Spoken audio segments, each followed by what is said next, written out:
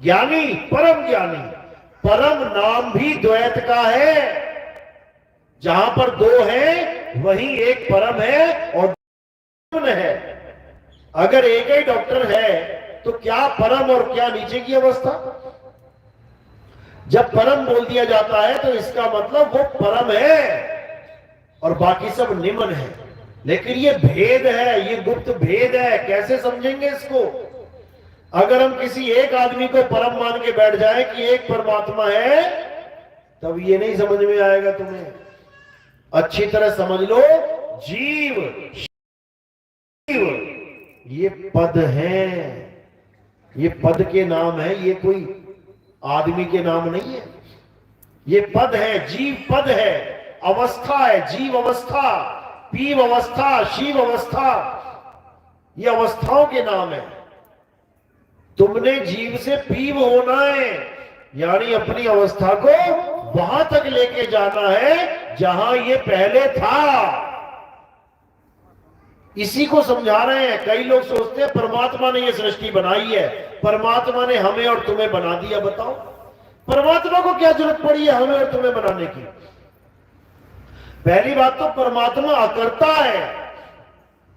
परमात्मा कुछ करता ही नहीं है, क्योंकि कुछ करना ही बंधन है। परमात्मा कुछ नहीं करता। ये करता है जो यहां बैठा हुआ है, ये बनाता है सृष्टि। और ये सृष्टि जो तुम्हें दिख रही है, ये एक सृष्टि नहीं है, ये तो नकली माल है, माया है। ये तो 5 तत्व की असली सृष्टि कहां है? ये बैठी है सृष्टियां, ये हैं सृष्टियां। अपनी अपनी सृष्टि संभाल के बैठे हो तुम। जो तुम्हें बाहर दिखाई दे रही है वो केवल इसकी वजह से दिखाई दे रही है। सबको माया दिख रही है एक जैसी, एक सूरज दिख रहा है, एक चांद दिख रहा है, एक हाथी, एक घोड़ा, सब कुछ दिख रहा है। ये पीले सब खंबे दिख रहे हैं, सब दिख रहा है, सबको माया दिख रही है। एक बंदा सो जाए, अभी एक बंदा सो जाए, उसको कुछ और दिखने लग जाएगा। हाथी, घोड़ा, चीते, भालू वगैरह, वो इस दुनिया से अलग हो गया, इस सृष्टि से अलग हो गया। क्यों? क्योंकि वो अपनी सृष्टि संभाले बैठा है। अच्छी तरह समझ लो। अभी मैंने इसके बारे में ज्यादा खुल के बोला नहीं है, क्योंकि ये बाउंस हो जाएगी तुम्हारे सिर के ऊपर से। तुम कहोगे यार ये क्या बता रहे हैं, ये बाउंस हो जाएगी। हर आदमी की अपनी अलग सृष्टि है और अपनी सृष्टि का खात्मा तुम खुद करोगे। याद रखना इस बात को, कोई और नहीं कर पाएगा। तुमने ही तुम्हारी सृष्टि का खात्मा करके जीव से पीव हो जाना है। अच्छी तरह समझ लो। किसी पे आस लगा के मत बैठना। कबीर साहब कह रहे हैं आस बिल्कुल मत लगाना। एक हंस दूसरे हंस को विधि बताएगा, उसको पार नहीं लेके जाएगा। विधि बताएगा, चाल बताएगा।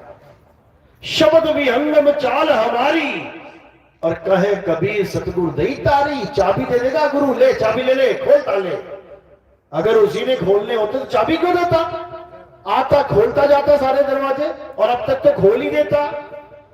जो लोग कहते हैं परमात्मा ने सृष्टि बनाई है, ऐसा वैसा कर दिया, मैं कहता हूं लानत है।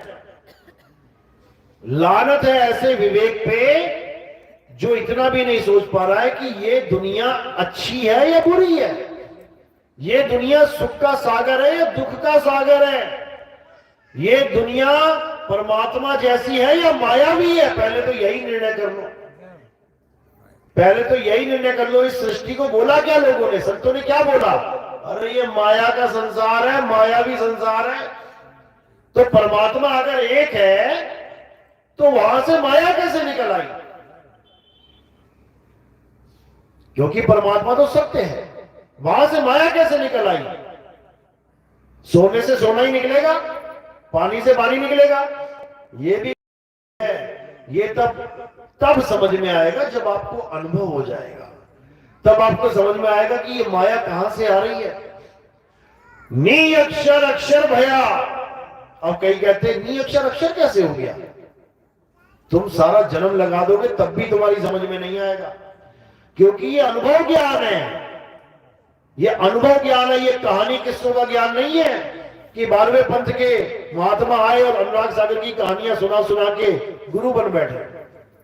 ये अनुभव ज्ञान है। नी अक्षर अक्षर भया, अक्षर कीना प्रकाश, अक्षर से मन उपजा, सुनो संत धर्मदास, मन से माया उपजी, माया त्रिगुण रूप और 5 तत्वों के महल में ये बांधा सकल स्वरूप। ये अनुभव ज्ञान है। ये ऐसे समझ में नहीं आता कि थोड़ा सा उधर से ले लिया, थोड़ा सा उधर से सुन लिया, थोड़ा सा उधर से सुन लिया और बन गए ज्ञानी। अनुभव ज्ञान बिना सब झूठा और झूठी हाट लगाई। ये झूठी दुकानें जितनी मर्जी लगा लो कहानियां सुना सुना के। अनुभव ज्ञान, अनुभव ज्ञान क्या कहता है कि हर जीव की अपनी सृष्टि है, अपनी अपनी सृष्टि का ये संचालन कर रहा है। ये बहुत गूढ़ ज्ञान है। ये तब समझ में आता है जब गुरु की दया हो जाती है, नहीं तो नहीं आता। नहीं तो यही सोचते रहते हैं कि कोई भगवान है, उसने दुनिया बना दी। थोड़ा विचार करो, जो ऋषि मुनि आज तक भगवान को ढूंढते ढूंढते भक्ति करके जो ये वाक्य बोल के गए, मैं ही ब्रह्म हूं, एको ब्रह्म द्वितीय नास्ति, तब भी समझ जाते कि जिसको वो ढूंढ रहा था वो तो वही निकला। जिस सृष्टि के रचयिता को वो ढूंढ रहा था कि भगवान मिल जाए दुनिया को बनाने वाला, वो आखिर में कह रहा है मैं ही भगवान हूं। अब बताओ कौन बना रहा है सृष्टि? अहम ब्रह्मस्मि, मैं ही ब्रह्म हूं, मैं ही सृष्टि बना रहा हूं। अब तुम सोच रहे हो कि किसी परमात्मा ने सृष्टि बनाई है। किसी परमात्मा ने सृष्टि नहीं बनाई। उसकी ताकत से ये सृष्टियां बन रही हैं, बिगड़ रही हैं, उसकी ताकत से। इतना याद रखो। और ताकत लेके कौन बना रहा है ये सब? ये सब ब्रह्म की कारस्तानी है। ये सब मन और माया का खेल है। ये मन ने ऐसी ताकत तो इस मन ने ऐसी ताकत खींच रखी है कि किसी को समझ में ही नहीं आ रहा कि हो क्या रहा है।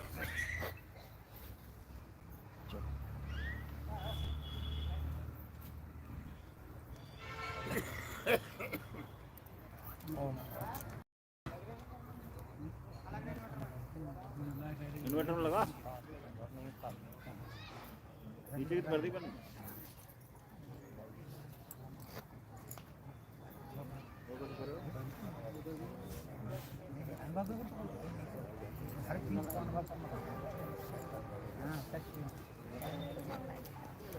ओम ओम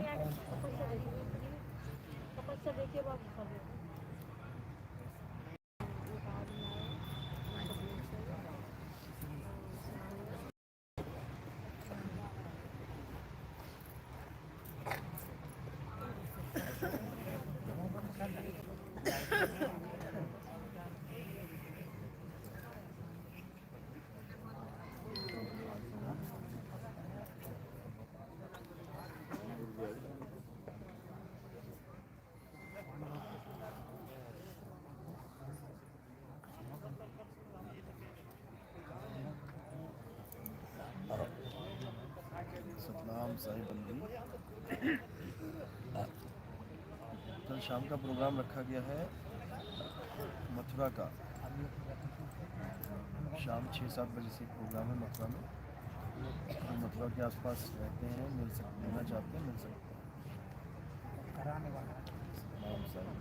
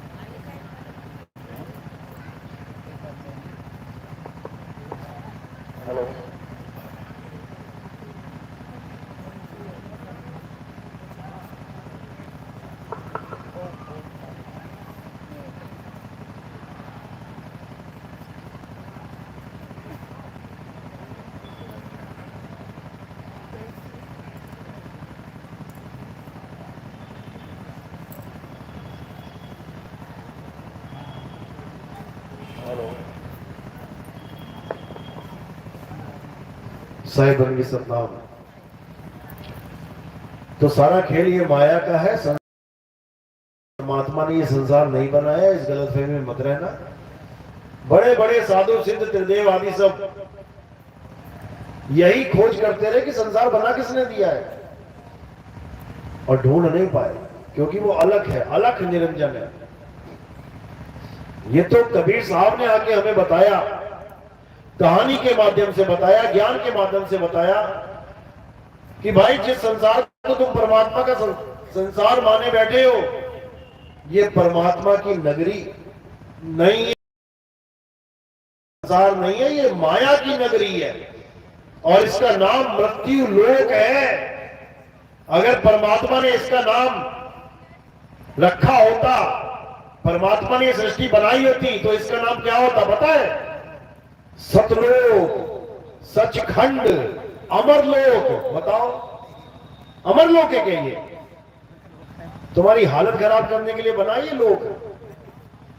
कहते 3 लोक एक जेल है, पाप पुण्य 2 जाल, और सारा जग भोजन बना खाने वाला काल। बताओ, जो लोग कहते हैं ये परमात्मा ने दुनिया बनाई है, यही दुनिया रह गई थी बनाने के लिए। कुछ ढंग की बना लेता, ऐसी बना लेता जहां मृत्यु ना होती, जहां किसी की मौत ना होती, समझ में आता कि हाँ भाई कुछ बनाया परमात्मा ने अद्भुत। ये सृष्टि बनाई है जहां पल का नहीं पता, बाप को बेटे का नहीं पता, बेटे को बाप का नहीं पता कि कल को रहेगा कि नहीं रहेगा साथ में। यह सृष्टि है महाराज जी की। तो ये परमात्मा की सृष्टि नहीं है, किसकी है? साधो निरंजन जाल पसारा, ये काल भगवान की सृष्टि है। अच्छी तरह समझ लो, और इसी से निकालने के लिए कबीर साहब यहां पे आते हैं। रहना नहीं देश बेगाना है। बताओ, अपना कहां बोला उन्होंने? अरे ये धरती कागज की पुड़िया, और बूंद पड़े घुल जाना है, रहना नहीं देश बेगाना है। ये संसार झाड़ और जाकर उलझ पुलझ मर जाना है, रहना नहीं देश बेगाना है। कहे कबीर सुनो भाई साधो, सतगुरु नाम ठिकाना है, सतगुरु नाम ठिकाना है। ठिकाना यानी स्थान, कहां रहोगे? ये शरीर छूट जाएगा, ये देश छूट जाएगा, ये ब्रह्मांड छूट जाएगा, तो कहां रहोगे? साहिब ठिकाना बता रहे हैं।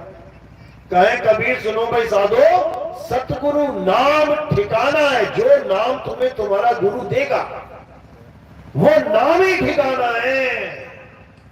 क्योंकि वो नाम कोई जाप नहीं है कि मैं नाम जप रहा हूं। जाप तो छुड़वा देगा गुरु, एक छुड़ाए, और क्या देगा? कौन सा शब्द देगा? जिसमें तुम्हारा ठिकाना बनेगा। सुरत समाए शब्द में, वाको काल न खाए। जो सुरत समाएगी शब्द में, तो सुरत का ठिकाना वो शब्द है, वो मंत्र जाप नहीं है। ना मैं जप में, ना मैं तप में, ना एकांत निवास में। अरे मोह को कहां ढूंढे रे बंदे, मैं तो तेरे पास में। तो फिर वो कौन है सतलोक में जो बैठा है? जब वो मेरे पास में है, तो सतलोक में कौन बैठा है कुर्सी लगा के? फिर तो 2 परमात्मा हो गए, एक मेरे पास है और एक मुझसे दूर है। तो साहिब कह रहे भाई रे, 2 जगदीश कहां से आया, और कहो कौन बोल आया? कौन पागल हो गया ये?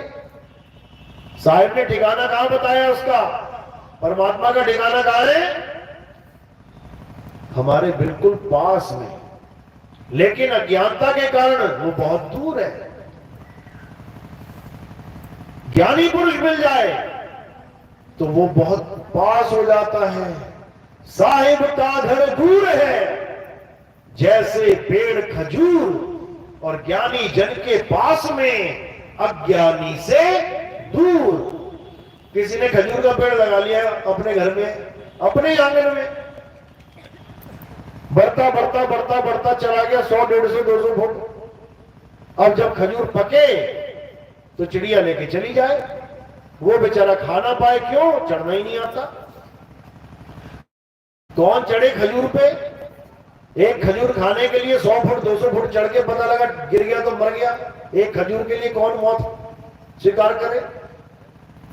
वो अज्ञानी जीव है, उसको विधि नहीं पता चढ़ने की, इसलिए खजूर आंगन में लगी होने के बावजूद दूर है, पास में होने के बावजूद दूर है। कहीं जंगल में नहीं जाना उसको, खेतों में नहीं जाना, कहीं आंगन में लगा है।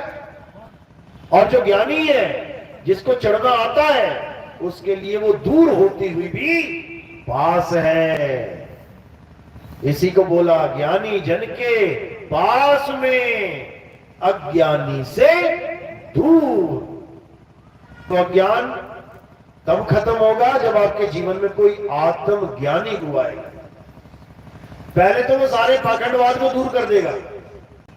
सारा पाखंडवाद कहां दूर होता है? एक ही शब्द में, मोह को कहां ढूंढे रे बंदे, मैं तो तेरे पास हूं। कहते ना मंदिर में, ना मस्जिद में, ना काबे कैलाश में। मंदिर में अगर वो भगवान रहता होता तो क्या ताले लगाने की जरूरत पड़ती रात में? पहले तो यही बता दो। अगर तुम रात में अपने घर में हो, तुम भले ताला ना भी लगाओगे तब भी तुम्हें पूरा यकीन है कि जब तक मैं जाग रहा हूं कोई घर का सामान एक हिला नहीं सकता, पूरा यकीन है तुम्हें अपने ऊपर। तो सोचो वो भगवान मंदिर में बैठा है, तब भी पंडित जी ताला लगा के जाता है। पंडित को भगवान पे यकीन नहीं है कि भैया सुबह तक ये घंटी मिलेगी कि नहीं मिलेगी, ये गल्ला मिलेगा कि नहीं मिलेगा, ये अखबार में निकलेगा कि भगवान का गल्ला चोरी करके ले गए। देखो कितनी अखबारें भरी पड़ी है, कोई नहीं संभाल पा रहा है। तो भैया अच्छा नहीं रहता। मंदिर में कौन रहता? इंसान के द्वारा बनाया गया भगवान, इंसान के द्वारा बनाया गया भगवान मंदिर में रहता है। मूर्ति किसने बनाई? इंसान ने बनाई। इसीलिए ताला लगाने की जरूरत पड़ रही है, क्योंकि इंसान ने बनाई है। इंसान वो चीज बना ही नहीं सकता जो भगवान बनाता है, इसीलिए ताला लगने की जरूरत है। तो कह रहे ना मंदिर में, ना मस्जिद में। मस्जिद में भी नहीं है। कोई सोचे कि मक्का मदीना जाके वो वहां पर वो पत्थर चूमने जाते हैं कई भगत लोग, उससे मेरी मुक्ति हो जाएगी। बिल्कुल नहीं होगी। जो सारी उम्र मक्का मदीना ना जा पाए, फिर तो कोई मुक्ति ना हो पाए। फिर 5 वो बेचारा बिल्कुल ही गया। ऐसा बिल्कुल नहीं। जो असली चीज है अगर वो पता लग गई तो भले सारी उम्र एक नमाज ना पढ़े, भले सारी उम्र एक बार मंदिर ना जाए, भले सारी उम्र एक बार चर्च, एक बार गुरुद्वारे ना जाए, तब भी उसकी मुक्ति होगी। तुम्हें आज दिखाई दे रहे हैं ना मंदिर मस्जिद गुरुद्वारे। आ जाओ जरा 1000 साल पहले, 1000 साल पहले कोई गुरुद्वारा था क्या? जब बाबा नानक मस्जिद नहीं दिखेगी, उससे भी चले जाओ पहले, बिल्कुल ही शुरू में आ जाओ जब इंसान भी नहीं थे इस दुनिया में, क्योंकि ये सारे मंदिर मस्जिद गुरुद्वारे इंसान ने बनाए हैं। जब इंसान भी नहीं था तब बताओ कौन सा मंदिर कौन सा गुरुद्वारा था? इनकी जरूरत ही नहीं है। हाँ, लेकिन शुरुआती पढ़ाई के लिए, जैसे एक डॉक्टर को ABCD वाली किताब की जरूरत नहीं है कि वो A for apple, B for bat, C for cat पढ़ेगा, लेकिन शुरुआती दौर में उसको एक ट्रैक देने के लिए उन किताबों की जरूरत पड़ती है। और पहले ही साल में छूट जाती है। वो कितने साल पढ़ी आपने A for apple, B for bat, C for cat? केवल एक ही क्लास पढ़ी, उसके बाद उसका काम खत्म। अब बड़े बड़े मंदिर से करी, कहां तक करेंगे? कितने साल पढ़ोगे मंदिर की पढ़ाई? अब बुढ़ापे में मंदिर ही जाओगे तो बचा क्या तुझे बनने? यानी एक स्कूल में अगर कोई 90 साल का बूढ़ा जा रहा हो लाठी लेके खाता हुआ, बच्चे पूछे बाबा कहां जा रहे हो? अरे मैं दूसरी क्लास में बैठने जा रहा हूं, मैं उसी क्लास में पढ़ता हूं। बताओ कौन बोलेगा ज्ञानी उसको? 90 साल का दूसरी क्लास में बैठा हो तो लोग हंसेंगे उस पे। इसी प्रकार मंदिर मस्जिद गुरुद्वारे कब तक जाना है? जब तक वहां जाकर ज्ञान प्राप्त करके समझ में ना आ जाए। समझ में आ गया, पढ़ाई पूरी, अब कमाई शुरू करो। और कमाई मंदिर मस्जिद में नहीं होती है, कमाई होती है साधना से। कहे कबीर सुनो भाई, साधो। क्या साधो? सूरत को साधो। इस सूरत को ना है जैसे निशाना साधते हैं, निशाना साधो और गोली चला दो, निशाना साधो तीर चला दो। तो जो तुमने साधना है, यानी जो इधर से इधर हो रहा है, इधर से इधर हो रहा है, निशाना लग नहीं रहा। 1000 बार गोली मार दी लेकिन जहां मारनी थी वहां लगी नहीं रही है। 1000 बार तीर चला दिया, मछली की आंख में लगी नहीं रहा है। अब जो प्रैक्टिस कर रहे हो तुम, उसी को साधना कहते हैं, और कुछ नहीं है। मंत्र जपने को साधना नहीं कहते कि मंत्र जपने को साधना कहते हैं। सूरत को एकाग्र करने को साधना कहते हैं, और वही साधना हम सबने करनी है। हुक्म यही है। साहिब कह रहे हैं, समझा रहे हैं, सूरत फंसी संसार में, ता से पड़ गई दूर, सूरत बांध स्थिर करो, आठों पहर हुजूर। आठों पहर यानी 24 घंटे आपने सूरत को एकाग्र करना है। 24 घंटे एकाग्र किया तो बाकी कब करोगे? मंत्र कब जपोगे? 24 घंटे के बाद जो टाइम बच जाए ना, उसमें जपना। फिर बचेगा टाइम? नहीं बचेगा। फिर पूजा करने मंदिर कब जाएंगे? 24 घंटे के बाद जो टाइम बच जाएगा दिन में, उसमें चले जाना। तो फिर हवन यज्ञ करेंगे, वो 24 घंटे के बाद वाला काम रहेगा। ये सब मंदिर मस्जिद गुरुद्वारे, हवन यज्ञ पूजा पाठ नित्य नेम, सारी परिक्रमा तीर्थ मुहूर्त, जो कुछ भी बचा, ये 24 घंटे के बाद करना है आपने। 24 घंटे केवल एक ही काम करना है कि सूरत को साधना है।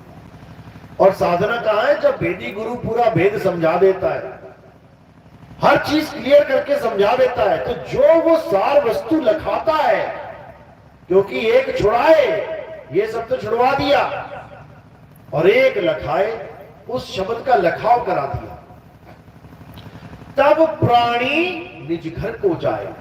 तब इस नकली घर को छोड़ के, ये नकली घर है, किसी को 20 साल के लिए मिल गया, किसी को 30 साल के लिए, किसी को 50, 60, 70, 80, 90, 100 के लिए, लेकिन छोड़ना पड़ेगा इसको।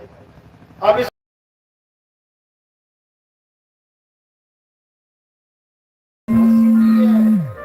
लेकिन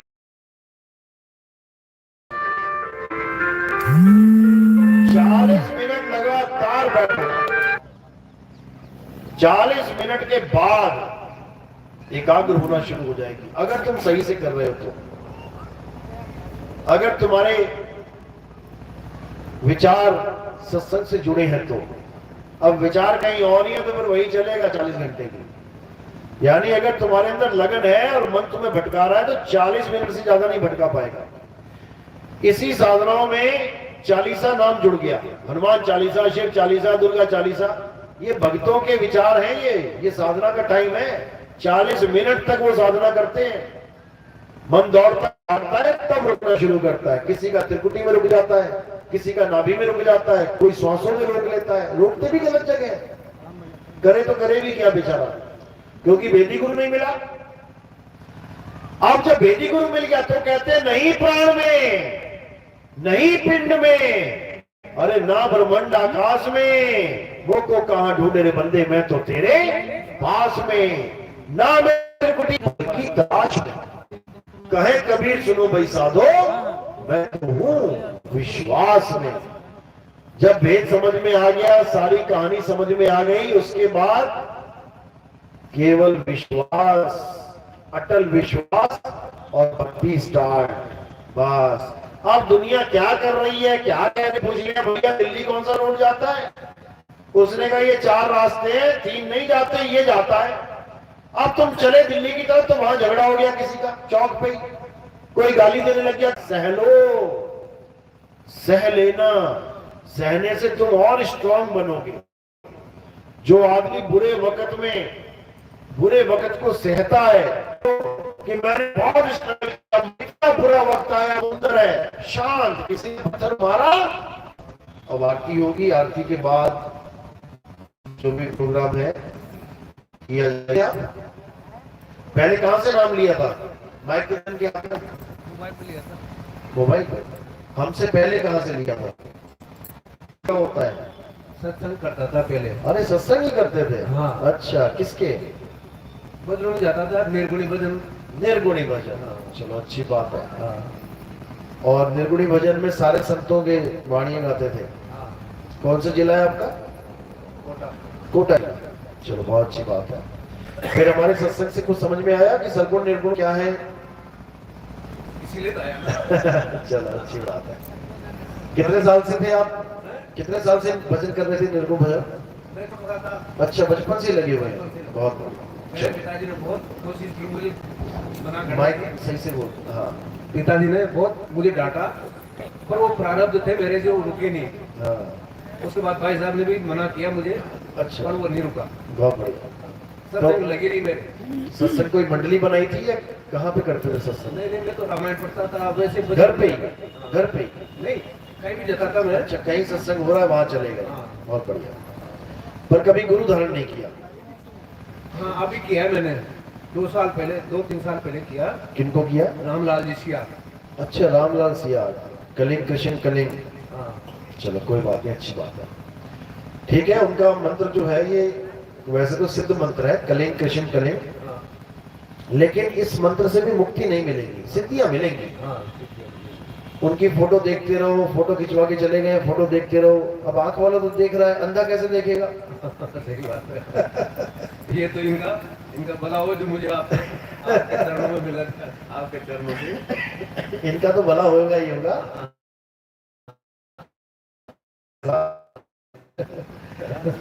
समझ में आ गया तो समझ लो कि परमात्मा की विशेष बेचारों का क्या हाल होता है जीवों का। क्योंकि तो ये जीव दिखाई दे रहे हैं जिनको प्यार मिल रहा है। आ गई, प्यार कर लिया, कुत्ता आ गया, प्यार कर लिया। जंगल में जाके देखो, हिरण खाना भी, घास भी खा रहा है तो ऐसे देख रहा है, ऐसे ऐसे कि पता नहीं कहां से मौत आ जाए। पानी पी रहा है तो ऐसे पीछे हो के पानी पी रहा है, पता नहीं अंदर से मगरमच्छ निकल आए, हालत खराब हो जाएगी। आप कहां से जुड़े थे पहले? हमसे पहले 2-3 गुरु। सबसे लास्ट में कौन से गुरु थे आपके?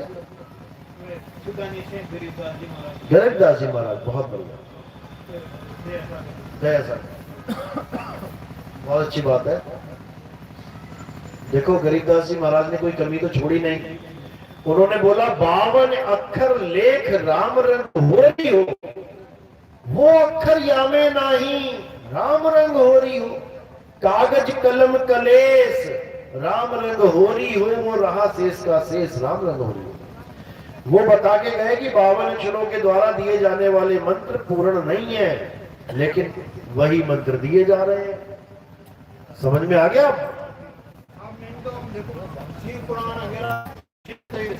बहुत बढ़िया, शुरू से ही इस बात की शौक। बहुत बढ़िया, परमात्मा ने बहुत आगे बढ़ा दिया। बहुत बढ़िया। देखो, ये मूल ज्ञान है, ये टॉप है बिल्कुल। एक पहाड़ होता है, कोई यहाँ से चढ़ रहा है, कोई यहाँ से चढ़ रहा है, कोई इधर से चढ़ रहा है, कोई उधर से चढ़ रहा है, लेकिन एक माउंट एवरेस्ट है। माउंट एवरेस्ट पर कहीं से भी चढ़ोगे तुम पहुंचोगे वहीं पे। ये ऐसा मूल ज्ञान है, चाहे कोई हिंदू होके चढ़ रहा है, ज्ञान ले रहा है, चाहे कोई मुसलमान होके चढ़ रहा है, चाहे कोई सिख, चाहे कोई ईसाई होके चढ़ रहा है, भले वो अलग अलग रास्तों से चढ़ रहे हैं, लेकिन सबकी मुक्ति इसी माउंट एवरेस्ट पे होगी। इस माउंट एवरेस्ट पे सबको एक होना ही पड़ेगा। बस इतना समझ लो। और कौन है? हाँ, कहां? पहले तो हम वहाँ में मिले। कौन से? लोगाम लोगांव। लोगाम। लोगांव, ये क्या है? दामाखेड़ा। अच्छा अच्छा, ऐसे बोलो सीधे सीधे। दामाखेड़ा 5 नाम। ये कबीर साधन को भजन पा के कही उनने सत्संग कराया उन्होंने। आरती चौका करवाई। हाँ, आरती तो करवाई, ये करवाई उन्होंने आदित्य। अच्छा, आदित्य महीने। फिर उसके बाद इनमें असल में ज्ञान दियो बोले एक ज्ञान जो तुम्हारे पास पायो हाँ। जो इनमें लगे है तो मैं तो अनपढ़ आदमी हूँ बस इतने सौड़ों में बैठे नहीं। अरे तुम्हारा गुरु भी अनपढ़ ही है। कबीर साहब कौन सा डॉक्टर थे, इंजीनियर थे, कबीर साहब भी अनपढ़ ही है। खाने में टेस्ट नहीं आता जो तक अब तुम्हारे ये भजन नहीं सुन लेता हूँ जो तक। खाने में टेस्ट नहीं आता। अच्छा, टेस्ट जब आता है तो सत्संग सुन लेता हूँ जब टेस्ट आता है। क्या बात है। और आज वो 40-42 दिन हो गए। अच्छा, हाँ पहली बार फोन अटेंड किया मैंने, जैसे कांटे लगा तो और जैसे ही कांटे लगा तो दर्द महसूस हुआ, कांटा निकला तो दर्द खत्म। तो मैंने की बुद्धि में दिमाग में घुमा के मैंने की फोन तो मैंने की बहुत पैसा आदमी तो मैंने समझ लिया फोन भी है वो पैसा ही है तो अनपढ़ ही बहुत ज्यादा कोई बात नहीं, जियो वाला। तो इसी का नाम है जो में सत्संग चल रहा है। तो फिर गुरु जी से बात हुई मेरी, तो पहले एड्रेस पहुंच गए। फिर एड्रेस मिला जयपुर वाले तो फिर जयपुर वाले ने क्या दिया। चलो बहुत अच्छा। और इस कितने साल हो गए? 2 साल हो गए। ऐसा नहीं कह सकते कि बिल्कुल गलत ज्ञान है, लेकिन घी में सार क्या है? घी मक्खन खराब हो जाता है। इसी तरह सार शब्द वो है जिसका कभी नाश नहीं होता, और जो वो दे रहे हैं 52 अक्षर वो तो जीवाधारा है। अभी जीव कट जाए सारे मंत्र खत्म हो जाएंगे। अभी तुम्हारी जीव कट जाए तो कोई गुरु कह पाएगा नाम जपो? माला पकड़ा देगा, कहेगा नाम जपो, हो गए नाम सारे। तुम्हारी जीव की वजह से उनकी दुकानें चल रही हैं मंत्रों की, समझे?